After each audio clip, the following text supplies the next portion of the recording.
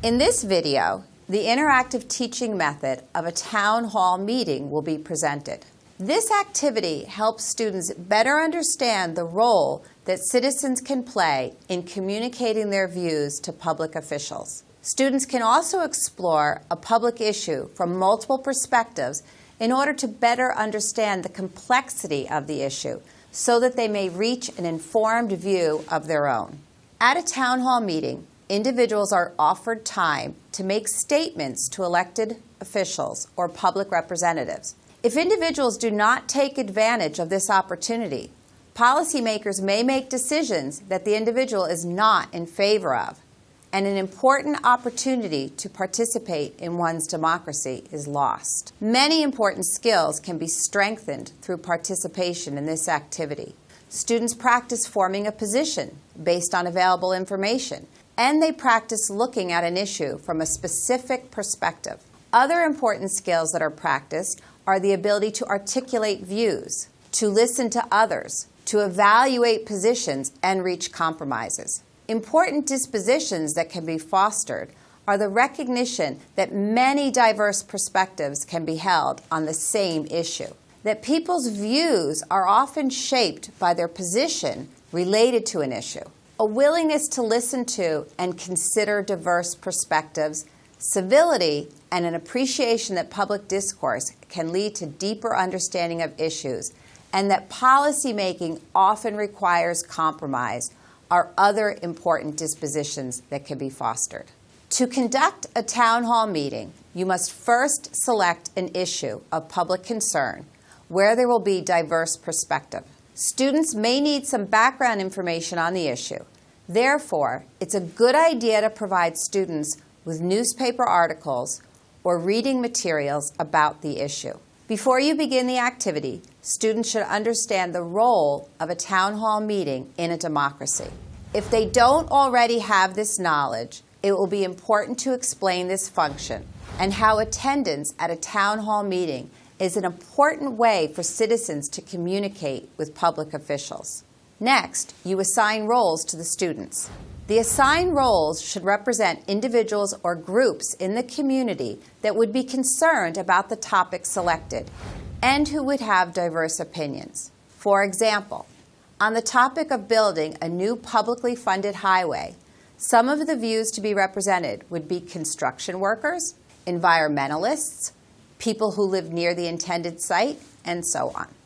Small groups of students can be assigned the same role. The students can work together to identify the perspective of their role and prepare statements to express this view.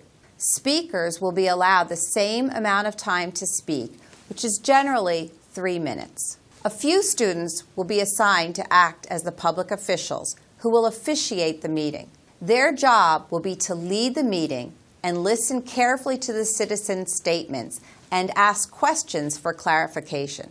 They will need to consider these views when they make a policy recommendation.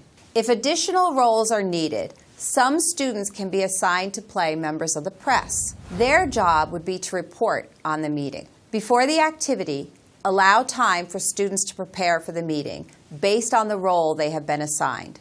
Students should read materials provided or conduct research about the topic selected for the town hall meeting. Students who have been assigned one of the roles should prepare statements to express their assigned perspective. Public officials should brainstorm policy proposals. They will need to present a proposal after the meeting has been concluded. If there are members of the press, these students should prepare a summary of the issues as part of the news story. When you are ready to begin the activity, you should proceed as follows.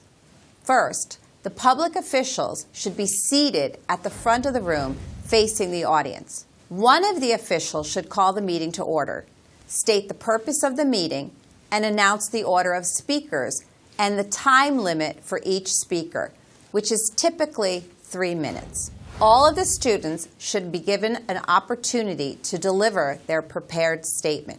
Students may also be asked questions that they should be ready to answer. After all of the students have delivered their statements, the public officials should review the issues and the views expressed, and then consider a policy recommendation. Members of the press should take notes during the meeting.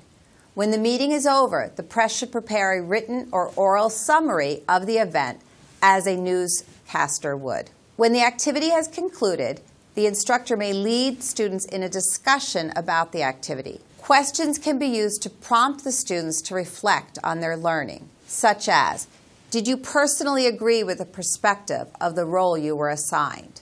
Do you agree with the policy recommendations made? What has this taught you about the role citizens can play in the public policy making process? Or how important do you think it is for citizens to attend public meetings? Another way to follow up the activity is for students to conduct research on similar topics in society in order to explore the views and how policymakers are responding to the issue.